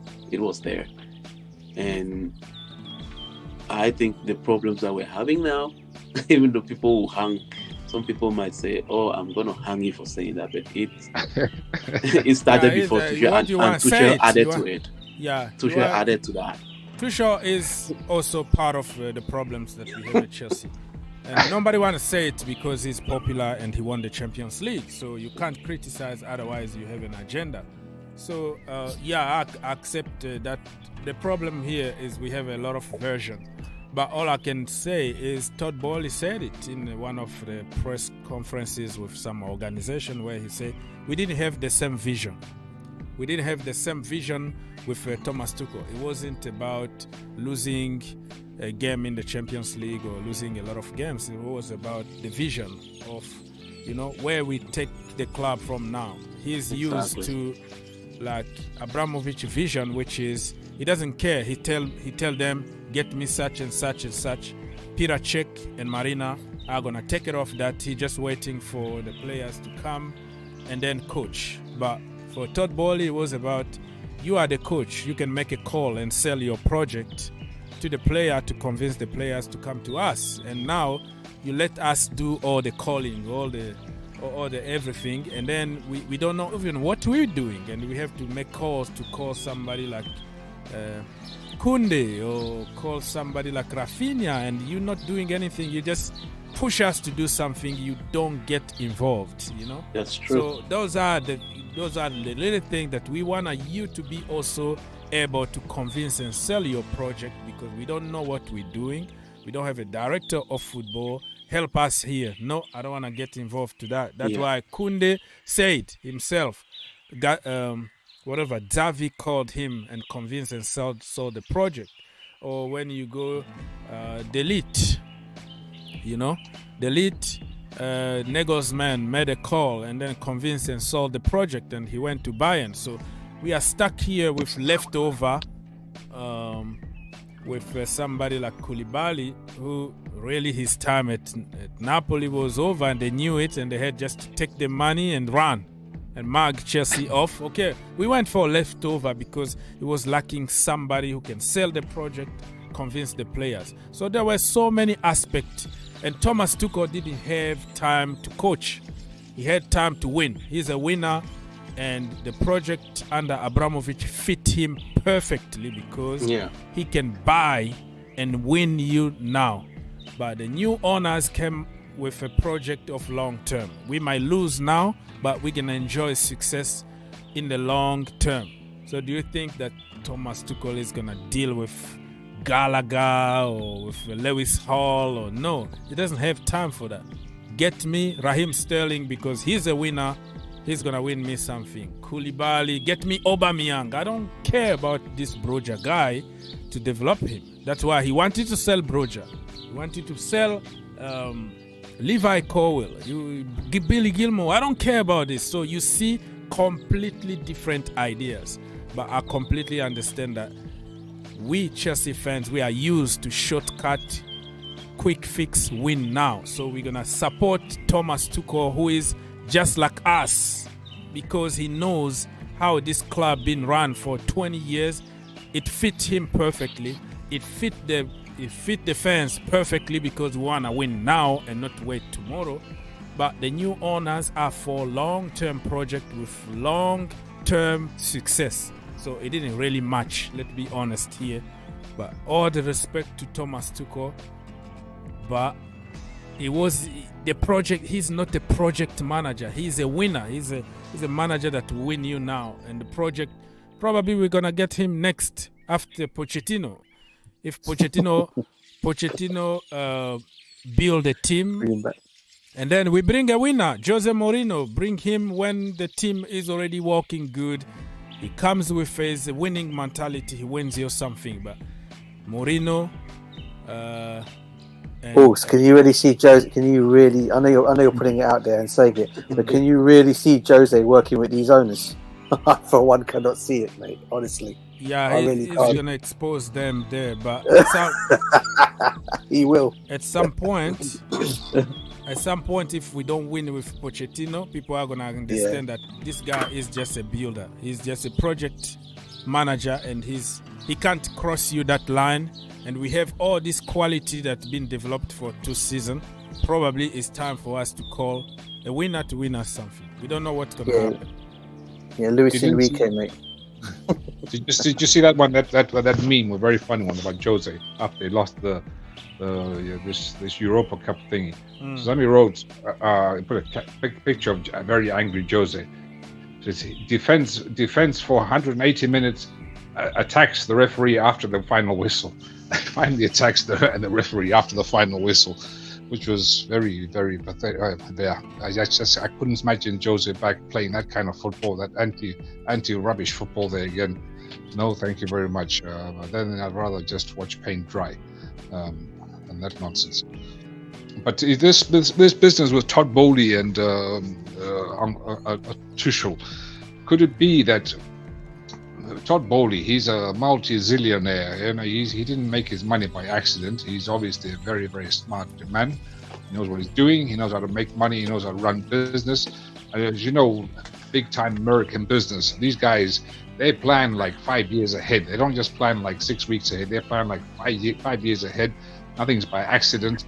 Everything is planned. Everything is put in place, and they make their money. And it's just so much of it. It's eye-watering. Could it be that with Thomas Tuchel, maybe didn't understand this mentality, coming from a small-time club, Mainz, whatever, they got a bit of that European sort of like socialist mentality, couldn't quite understand this super American capitalist, long-term thinking, whatever. Maybe that was where the clash of civilizations. Could it be this is where they didn't, and they talked past each other? I don't know. I think for me, I know people have got their things onto me. And listen, I'm not saying Thomas Tuchel was. I mean, I only rate him, but I say what I say about him because I think he's a great manager. And yeah, he's got his flaws, like every other top manager has flaws in their game. Pep has flaws in his game, even though he's a winner, but he has flaws in his game again, especially in Champions League finals. The man overthinks things and he never wins it, apart from the time when he won it with Bayern Munich last, I think. Before he won it, that was the last time him winning it. So sometimes these managers can overthink things, and maybe he has that mentality as well in him. And usually the successful managers usually are like that. They have this overthinkingness in them, and maybe they're thinking they want to win now, and win now is the only thing. And I don't doubt in my mind that Thomas Tuchel would have done a better job. And let's be honest, mate, whatever people want to say, we finished 12th position, right? But without those 10 points that we earned under Thomas Tuchel, we could have been maybe looking at relegation come the end of the season. And those 10 points that we got were under him. Yeah, and we got rid of him. And then we obviously we all know we brought in Graham Potter after them. We all know what happened after that. So, for me in that way, look, I'm not saying he hasn't got flaws. Yes, he's got flaws in his game. Yes, maybe him and the owners didn't see eye to eye on some things, but that happens in the game. You can't always see eye to eye on things. Sometimes there are times when a manager has different ideas and an owner has a different idea. It doesn't mean you can't come together as one and sort it out and think to yourself, okay, this is your idea, this is my idea. I'm thinking 5 years ahead, Thomas. Do you want to be part of that 5 years ahead? We've got the tools here, we've got the club here now. Let's build on this 5 years. And maybe Thomas Tuchel saw something else, and he probably thought to himself, you know what? No, I want to win now. Now it's time to win now. You want to build this 5 years, and yeah, I disagree with the fact that he wanted to get rid of our youth players, and I know that for a fact because obviously there was talk of Gallagher, there was talk of Brozier, there was talk of Coville. All these players were to leave because he wanted to bring these other guys in. I get that was wrong for him to do that, but having said all that, we can't take away from the fact that he's still a winner. And and whether we like to accept how he manages, he still won us things. And for me, he's done a better job than what Graham Potter's done. And you can say, well, Graham Potter wasn't there for that long, but he still did something under these set of players, and we still won some things under him. So yeah, you can look at it both ways. But I'm not here sitting defending Thomas Tuchel. I know he's got his flaws, but like every other manager has their flaws in their game as well. Yes, sir. We all respect Mr. Thomas Tuchel. Just the point is they didn't agree on the project, and he left. And then we have to look forward now. I mean, now we are so nostalgic because of trophies. If you take the trophies away, the 4-month football that we played and won everything, I think people might have another perspective on Thomas Tuchel. I wanted him to stay because why give him 300 million and then all of a sudden sack him? But he's part of the problem in terms of the players that he brought are not the players for the future, and all of them, or pretty much all of them, flopped or had some kind of issues. And we have to be, we have to be also honest to see the good side and also the bad side. The good side is trophies that we won. Now, the bad side is like now that we struggle to kick off the new project. But I'm confident with the future. People are gonna forget all this trophies, and because we're gonna start winning again. That's the way I see it. So I don't think anybody is wrong or anybody is right on this point. You're not gonna convince everybody. And I understand when you win trophies with a team like Chelsea, who've been living under another culture of entitlement, of quick fix. Now, this is us. We don't wait. What is project? We don't care about your project. Keep it for yourself. We don't care about the academy. They are here to make us money. Get rid. Those academy and English players, they are overhyped and by the media. Get rid. So our mind is already set to, a certain way of seeing football. So it's gonna take time for us to understand that anything in life will take a little bit of time to build. And when you accept that, I think you're gonna see it through and accept the new situation at Chelsea Football Club. Listen, we're gonna end this show, and I might be back in another way today because I have to finish some work. So I might come back in terms of Twitter space or something, in some form, not me taking calls. I have concept for every show. So people who will say, oh, why you not Listen, I've been here for 2 hours, and I'm here like every single day for hours, 10 hours. People don't get how much sacrifice I have to make to be here, to be away from work and family and stuff. So I do what I could. If you see me doing the voiceover for certain kind of shows, it is what it is. Don't ask questions. That's the way it is in that particular moment. That's how I feel like doing it while I am walking or while I am babysitting or doing something.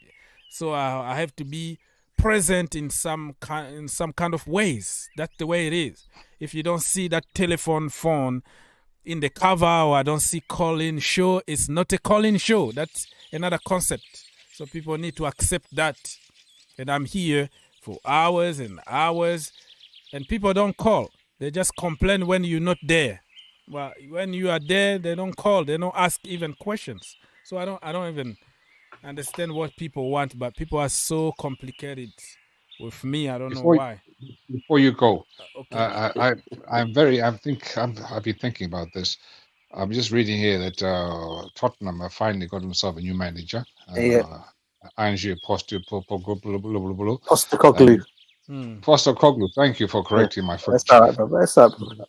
And now this guy, obviously, he's not a big name manager. I think quietly, this guy, because he's not, there's no expectations. I think he will do actually a good job over there because he was just coming through the back door. Nobody's expecting anything. And he's a winner. Well, I know he's Scottish football, but still. And I think it's a good, sneaky little appointment, that one.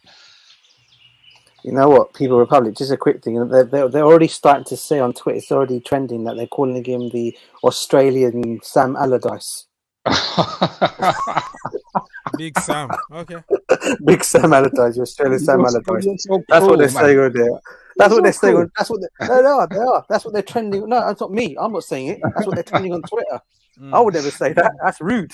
That is rude. It's terrible, Poor guy. I know, it's bad. Yeah, fucking horrible. I need Sam Allardyce who had the sense to make 2 million within for 3 games of football. These are the people on Twitter, though, isn't it? This is what they do when they don't like somebody. This is what they do. They go and put all this rubbish names to place for no reason. Well, like him or not, even Pep Guardiola got it in the face. When he arrived, he's not gonna do anything. This is the Premier League, Fraudiola, and all that. Even the first season, he didn't win anything the first season, but that's why. Yeah, somebody just asked. He said, "Let me answer to his question." He said, when I hear you talking about quick fix issue, I don't understand. Have you forgotten that football is all about result? Listen, by result, there is a process. What I'm saying is there is a process to result. Even Roman Abramovich, when he took over, he didn't sack everybody the same time and start winning. It took him 1 season, and also back then, we used to be alone. They are money thing, boom. I'm not talking about, I know. Liverpool had money in the past. They had big sponsors, Manchester United. That's why they became what they became, because they had money more than other people. I'm talking about the modern kind of one owner with big money, put the money, buy whoever you want, blank check. I'm talking about our era of Abramovich. We started this. So back then when he arrived, bullied everybody because we want you, we're going to get you. And at any cost, okay? I don't care about whatever. And if it doesn't work out for you, we get rid of you. There are certain players that we never even heard of. They come to Chelsea, they hold the shirt with Mourinho or whoever, and then never played again and then disappeared. What happened to this guy? Because we could afford. That was old time of Roman Empire. Now everything is going to be a little bit of process. So I understand you, Mr. Roman Empire, in the chat. I'm responding to you now. You don't understand because your mind is set to Roman Empire and entitlement of we are Chelsea, we have to win, we deserve to win, we deserve trophies. Football today is also about coaching and building. You can bring whoever you want. You can buy Messi, Mbappe, Ronaldo, put them together. It's not going to happen overnight. building is the way to go. Pep Guardiola had to build, even though they started building Manchester City before even he came there. He demanded certain players already. So the players were together already for a few years before he came to Manchester City. And he even demanded the entire board from Barcelona to come to City. If you look at the office people, every level are the people that were working with Pep Guardiola when he was at Barcelona. So you didn't see the progress or the process. You just saw, oh, look at they are winning. But you forgot that there's been a long work that's been done behind closed doors. So I understand that you are not happy. You're talking about result as if everything needs to come from heaven. But keep in mind, you have to do some kind of work before you start seeing result. That is the truth. Even if you bring back Thomas Tuchel or Jose Mourinho, don't expect them to win quick fix. It's not going to happen. Change, time has changed. And you can see teams like Brighton beating Manchester City, beating Chelsea all the time because the progress, because of the process. So that is my idea of quick fix and process. But I don't expect you to understand it because your mind is set to entitlement. This is Chelsea. We have to win. The trophies belong to us. We got money. So until that mindset is gone, you're not going to understand anything that I'm saying here. So that's the way it is. Mr. Gordon, your last, if you have a breaking news or something that you forgot to say, you say it quickly and say goodbye to people and see you later.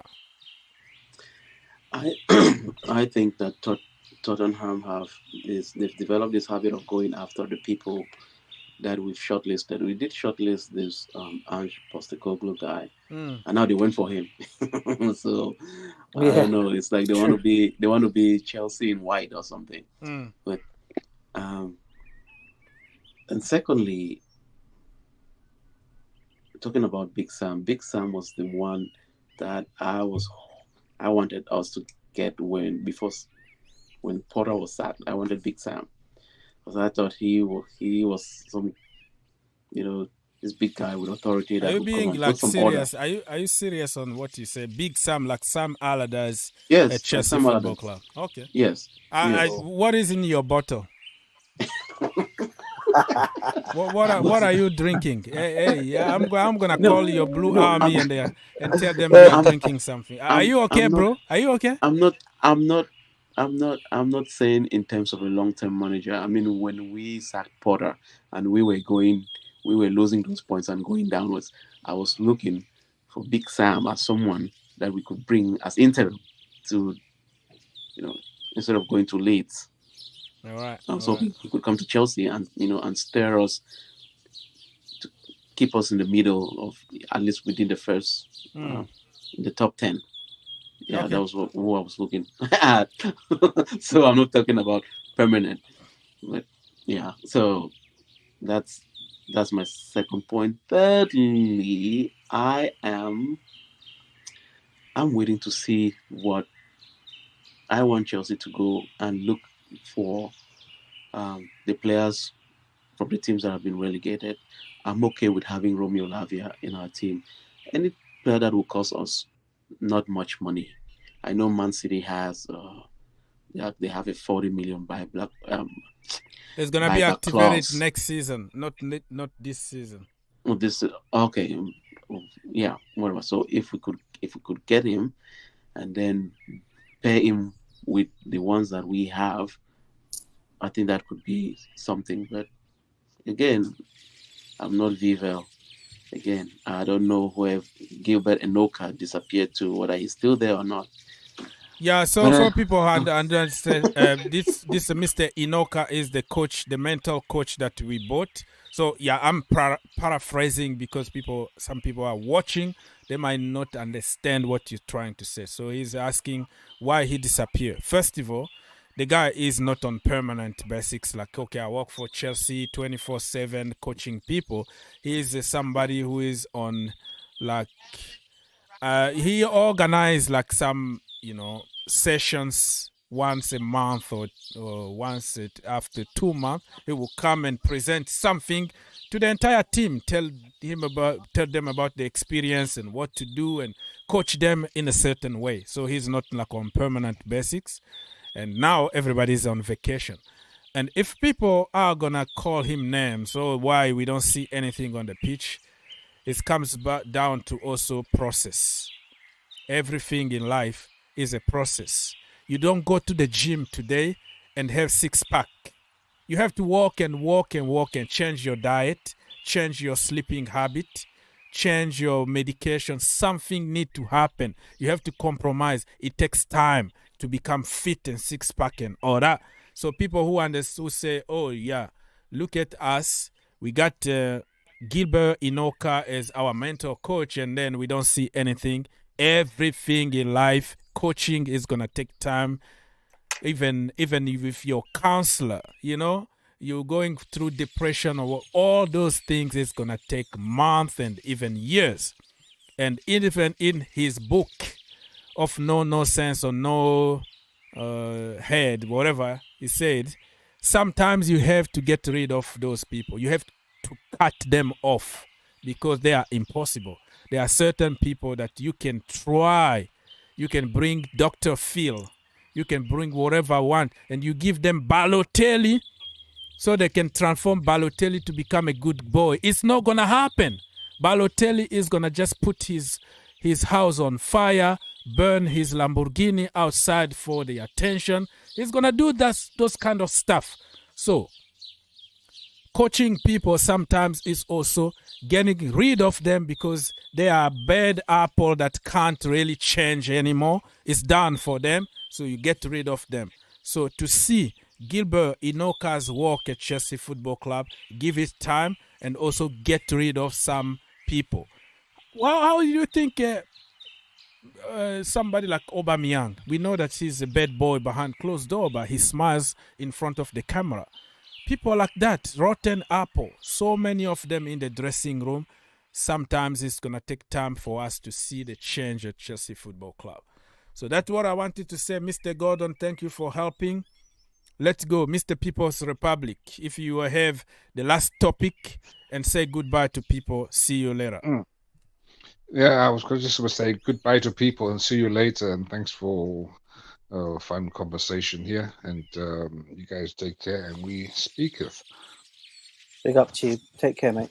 Take Cheers, care, Mr. man. People's Republic. I might be back. You have to put on your background. If you see me say Twitter space, I'm not going to take calls. Even if I get so much people complaining, that is not a calling shows. It says clearly in the title. It says clearly in the thumbnail. So you can listen to other people talk instead of me talking all the time. So this is like a new way, a new kind of concept, like more relaxing, even if you are going to the bed and you are listening, just like a podcast. But I don't know why people just try to just give me hard time every time. But thank you so much, Mr. People's Republic. DJ, last news, say goodbye to people. One more news for you quickly, Org. So I don't know if you've seen it. It says here that breaking says Chelsea verbally offered 60 million for Mike Maniganan from AC Milan, the goalkeeper. Magnon, in discussions for Loftus-Cheek, but AC Milan said no, and they're going to be offering him a new contract. So we're looking at him now as a goalkeeping option, not Onana.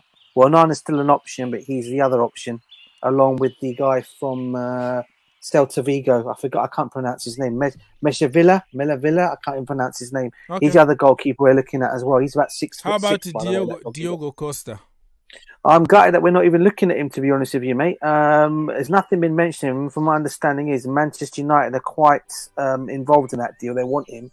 And it's more than likely he's probably going to go to Manchester United if he was to move away from Porto. But I thought Chelsea might come on him because I know we were linked with him at the beginning. I think in the summer we were linked with him, but nothing ever came off it. I thought we were going to go back in for him, but it looks like nothing's going to happen. So, yeah, it looks like they're the three goalkeepers that have been mentioned of late. So it's obviously the AC Milan goalkeeper, Onana, and the guy from Celta. I think it's Celta Vigo. Maybe people in the comments might be able to help me to tell me who the guy is. All I know is he's about 6'6", I think, and he's Medavilla or something his name is. I can't pronounce it. But anyway, that's the only news I've got for you now. But other than that, thank you for having me on your stream. It's a pleasure always being here. Up the Chelsea. Big up to everybody in the comments. And remember to smash and like and subscribe to the channel. And regards to your family, brother. Thank you, peace my out. brother. Thank you so much. Love and peace to the family. See you later. And also listen to my other version of, podcasts on Soccer IQ, Twitter space, so you can have ideas from different people like Pice and all the big account when we are there talking football. And then you can listen to them and have entertainment and relaxing time listening to other people talking, because I don't want to talk myself all the time. Anyways, the latest news here is Joe Shield is pushing for this guy here, Lavia, because remember, Joe Shield is the guy who brought him to Southampton, and he got a very good relationship with this guy here, Lavia. So let's wait and see what's going to happen. Havertz have been thinking of leaving Chelsea due to the constant arrest talk are well underway. Okay, changes and arrested Chelsea Football Club. And Kai will be available for 52 million according to some sources. Let's see what's going to happen. The feeling at Chelsea Football Club is Christian Pulisic to be sold around 20 million. That is a waste of money, really. We signed him for more than 55 million, and we're going to sell him for 20 million. I don't know. But at some point, we have just to get rid of people, cut the wage bill off, and then start rebuilding. Chelsea offered 60 million for Magnan, a discussion for Loftus-Cheek, but that was just Mr. DJ said. So nothing new, it's just the same thing in different versions. So, bottom line, Chelsea missed out on Ugarte. That is done, and we have to look somewhere else. And it looks like Lavia and Moises Caicedo are the next on the line. And let's wait and see what's going to happen. So everything else is just details. It's just different versions with different wording, different kind of titles. But it's come down to Chelsea are looking for a DM. Chelsea are looking for a centre-back. Not a centre-back. A goalkeeper. Not a centre-back. I think we still have centre-back, and Levi Colwill is coming from, So they are so key position. Forward also, number 9, those positions. So everything comes down to that. We need at least 2 key players at Chelsea. Goalkeeper, a midfielder, and a number 9. So, but anything else here is just keeping our business going, changing different words, making sounds like this is a new thing, but nothing is new. Ivan Toney is serving 8-month ban out, so I don't think Chelsea are gonna go for him. Tammy Abraham, oh my goodness, heartbreaking really. He got a bad injury now, ACL injury. That injury takes people like 1 year out, and even if you come back from that, you are not the same player anymore. I'm so gutted. I am frustrated at some point. Why always Chelsea Academy product? Why they always got the worst injuries ever? Just think about Chelsea Academy. Kalim Hassanador, Ruben Loftus-Cheek, Tino Livramento, Tino Engren, now Tammy Abraham, Reece James, all of them got some kind of weird worse injuries when they are at Chelsea or when they are somewhere else. I have enough of this, man. So, thank you so much for watching. Let me see if there is any question here before I leave. Hazard has told Lavia to go to Chelsea. That is a hint. Okay, all right. Peace up, everybody. Real Madrid offered Chelsea 70 million for what? I think we are going to win the league next season. That's according to Lee. I'm not sure about it. I don't want to put pressure on Mauricio Pochettino to win the league. All I want to see at Chelsea is a different kind of season. A lot of wins and also a lot of development. I want to see people develop. I want to see beautiful football. I want to see improvement, like some players, taken to the next level. I want to see some youngsters also developed to the next level and order. I just want to see improvement in general. I'm not going to put any kind of expectation to win the league or whatever. No, that is not me, but I respect your opinion. If you think we're going to win the league, that is your opinion, not mine. I think we're not going to win the league, but we're going to have a better season. All right, people, I've been here for 2 hours and I'm going to have to go. Stay tuned because on Soccer IQ, our, another channel of ours, well, I might go for space because I do space when I'm walking or when I have babies, I have a lot of stuff going on at the back room, and that's why you see me like going for space.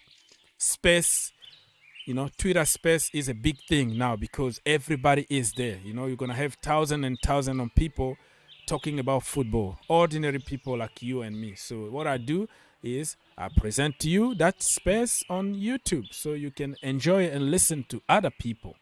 So stay tuned because I might go live, but I'll be behind the scenes because I have to work. Thank you so much, people. God bless you, and I'll see you next time.